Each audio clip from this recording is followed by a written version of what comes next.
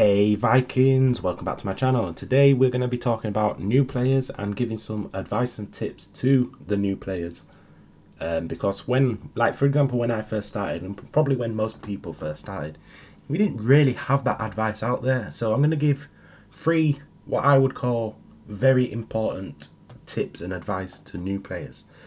Well, so first of all, let's talk about buying packs. You don't have to buy packs. But eventually you're going to get to a point where you're going to struggle if you don't buy packs. But buying packs is just an option. You don't have to buy packs. It is your choice. So I'm going to leave that decision up to you. So the advice that I'm going to give is important to really be successful in the game as much as you possibly can be. So the first piece of advice is probably what most of you know, is you're going to want to get the hero set for your shaman for invaders. So the way you'll get those is to kill the royal guardsman invader. So when the royal guardsman is around, get attacking it, get killing it. Now obviously you will have to go to the oracle building and upgrade the part that says hero, so you can start hitting the stronger level heroes, for example level 6 invaders. I don't know why I said heroes then, but yeah, you want to be attacking those. Get the royal guardsman gear, which looks like this, all the gold things like this. Guardsman helmet, you got the white robe, the amulets are plated gauntlets, you've got sword of vengeance, and the boots are white boots. So you want to be getting those are important. I mean, I've been playing like 4 years, and every time I hit invaders and ubers and things like that, automatically put this set on. So it's probably one of your most important sets, especially when starting out. So you're going to want to make sure you get those. So secondly, you want to be in a good clan. Now, what I mean by good clan, I don't mean super strong and able to kill everything. Not that. Well, you can go to that. But what I mean by a good clan is a clan that will, every time a clan event comes up in the event windows, you're going to try and max it. Even CVCs, you're going to do your best you can in CVCs, even kingdom events. So basically anything that is a clan event, the clan you're in needs to be working hard towards that. Now the reason that is you're going to get gold from those events. So that is the main piece of advice, is get as much gold from those clan events. You're going to get more gold pretty much from clan events than you potentially are from your personal events. Because obviously personal events you're going to be spending a lot more, whereas in clan events, as long as every single person in that clan is spending, you don't have to be the biggest people in the world, but as long as you're all working hard on that clan event, you're gonna get gold. And that's important. You want the gold, because when you get the gold, you can start leveling up your palace. Now obviously if you're going to be looking at buying packs, let me point this out, is if let's say your palace level 30, your packs are going to be slightly smaller, well, a fair bit smaller actually, than somebody who is palace level 40, max level. So an example would be, let's have a look through the bank, let's see if there's anything. Okay, this is a crazy offer here. So you see this offer here for $49.99. Now obviously you don't have to spend that kind of money, but this is an example. So this offer here gives me 85,000 7-day boost and 1.3 billion gold.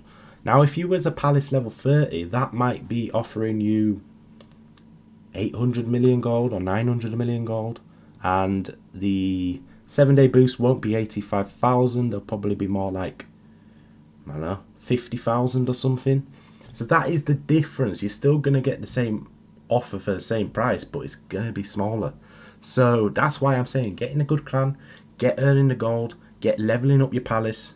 Try and level it up as much as you can before you even start to consider most of the offers, because the higher your palace level, the better chance you're going to get better offers. Now, I mean, in some games, a lot of the way you play it would be to try and stay as small as a level as possible, but be strong. That's not really needed here. You can be palace level 40 and really weak. Doesn't matter. If you want to get those better offers, you want to be a higher palace level. So get leveling up, get in a good clan, get leveling up, get to Palace level 40. Now obviously there is VIP as well, and there is subscriptions for those. Obviously I don't need to buy them, but there are subscriptions, as you can see. There's a 7-day, there's a 14-day, so those you could buy and start leveling up your Palace level. That will also help a lot, but I would say get your Palace level up and then VIP as well if you can. But it's not the end of the world if you don't, because like I said, if you're going to be playing for free, then you just level it up as you can from what you get from doing clan events and things like that. Just do the best you can. Just be in an active clan. Don't be in a clan where you're the strongest and everybody else in there relies on you to max the events. No, it's a team game. It's a clan. It's a game for teams. So get in a good clan. Get working as hard as you can. Max those events. Get as much gold as you can out of it. So the final piece of advice is this building over here on the left hand side of the screen, which is called the Valkyrie Citadel. Now this is where you get to choose what troop type you want to be. So if you look here, now I've got 3 troop types done. So my first level is melee or melee, however you want to say it, and then I have killers as a second level, and then scouts is my 4th level, but it's maxed because my third level I chose cav, started doing them and then stopped because I realized I was making a big mistake. Now this is where the advice comes in. Choose what troop type you want to be. Now if you want to be a scout trap, be a scout trap. I don't know if they work as good anymore. Personal opinion is they don't, but that doesn't mean you can't try. However, choose one troop type. So if you want to be a ranged player, don't upgrade melee, cav, killers or siege. Focus on range and just level up your ranged.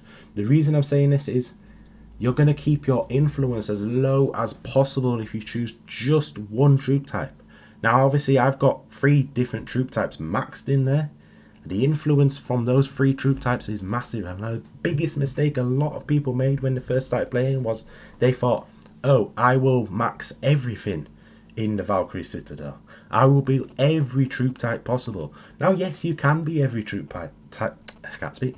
You can be every troop type possible. That's not impossible to do, but your influence is going to rocket up so much that a lot of clans won't take you in because you've got all troop types and your influence is too big. Unless you're going to want to be in a top clan and just building crazy amounts of troops, then sure, do that. But another little advice on this is when you're building troop types. So let's just go have a look at my troops. As you can see here, I have got some cav. They're just to slow down marches if I need a longer march. But as you can see here, I've got killers and scouts. No melee. I don't use melee anymore. I just use killers. So as I was saying, if you did choose more than one troop type, a bit silly. But if you did, don't go and get rainbow troops. And what I mean by rainbow troops is, as you can see, I've got like level 1 killers. Don't get level 1 melee, level 1 siege, level 1 cav, level 1 range, and then do that for every level. Don't do that. That's what you call rainbow troops, and someone big like myself or anyone else in the game will see somebody with rainbow troops and know you're going to get good points back if we attack them. And the reason that is because you're only going to be wearing potentially wearing gear that is for one troop type. So only that one troop type is going to benefit, and any attack we do, we're going to kill. Like for me, my killers are going to kill the siege that you have. They're gonna annihilate all your siege really easy. Once they're gone, they're gonna start attacking the cavs, and then obviously I'll start then getting a bit harder for me, but it's not going to be impossible because all the troop types you have are just random. They might be maxed in the Citadel, which I've said don't do. Try and just max 1 if you can. But if you have maxed all 5, still don't get rainbow troops. If you were going to be a player who was going to have, you know, all the troops in the world, then I would say is, let's say your main troop type is still killers. You would want your lower tier levels to be the killers, and then, for example, when you're strong enough to have level 7, tier 7 or tier 8, they're the troop types that you will want to have different ones of. But obviously you also need the correct gear for those ones. So like, now in fortresses that's different, because you've got eventually you'll have celestial gems if you're level 40. So that's of course great. But that's a long way away at the moment. If you're a new player, that's a long way away. All I'm going to say is avoid rainbow troops, and if you do want to be all troop types, then you still want to have one main troop type, and it will be the bigger tier troops that you want to have of different, you know, ones like ranged, siege, whatever. Then you can just use those as and when you need to. But you obviously, like I said, you do need the gear, or you need the celestial gems and things like that. But like I said, the Valkyrie Citadel is very important. This is where a lot of people make mistakes, and Plarium will not reverse any mistake you make in here. So choose one troop type. If you want to be ranged, like I said, be ranged, and forget all the others. You can have one troop type. You can have, let's say, ranged, and if you want to have scouts, get scouts. So 2 troop types maximum. But main thing is, if you want to just not have scouts and just be one troop type, be one troop type. Do not touch anything else in the Valkyrie Citadel, because then your influence will stay a lot lower, and that is really important. But yeah guys, that is basically the 3 main tips that I've given. I've probably given a few more along the way. In that, I've probably given like 5 or 6 tips, but hopefully this has helped you. Like I said, you don't have to buy packs. It will help in the future for you to level up faster if you do buy packs, but you don't have to. I know a lot of people who play this game for free. Now, they're nowhere near the strength of me, but they do okay. They do fairly okay. But it is a lot harder to play for free when you get to a higher level in the game. And obviously, clans start to evolve. You'll start getting fighters in the game. Those fighters will be like, well, you're a free player and you're farming. We don't want you in the clan anymore. Sometimes that happens, but if you're in a good clan and they appreciate the effort you put in, as well as you know that they put the effort in, then great, that's perfect, that's what you want. But yeah guys, that is it for this video, and I will see you all next time. See ya.